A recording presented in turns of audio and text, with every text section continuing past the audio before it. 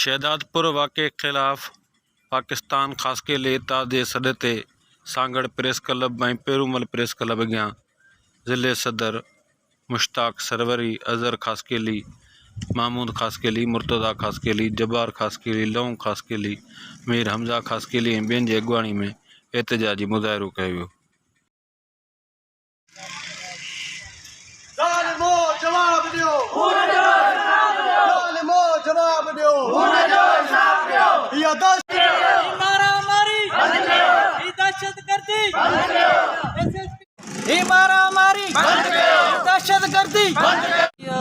तालका टंडोज़म जी हद में बचल बोदाणी ॻोठ में जेको ख़ासकेली बिरादरी ते कातिलाणो हमलो थियो आहे, ज़ाहिद उमरानी जो दहशतगर्दी करे असांजा 3 माण्हू शहीद कया अथसि ऐं 26 ज़ख़्मी आहिनि। ऐं असांजो परज़ोर मुतालबो आहे त हिन कातिल ज़ाहिद उमरानी खे गिरफ़्तार कयो वञे, जेको एॾो ॾाढो आहे। हीअ असांजो अॼु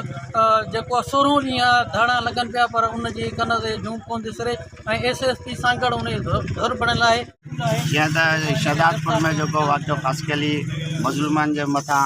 फायरिंग करे उन्हनि जा 3 माण्हू ऐं ॻोरारियुनि औरतुनि खे उन्हनि क़तल कयो आहे। असां चवंदा त उन्हनि खां फिलफोर ज़ाहिद उमरानी खे गिरफ़्तार कयो वञे ऐं अहिड़ा ज़ुल्म बंदि कया वञनि ऐं SP सांगड़ जेको आहे सो ज़ाहिद उमरानी खे गिरफ़्तार न करे रहियो आहे, छो त छा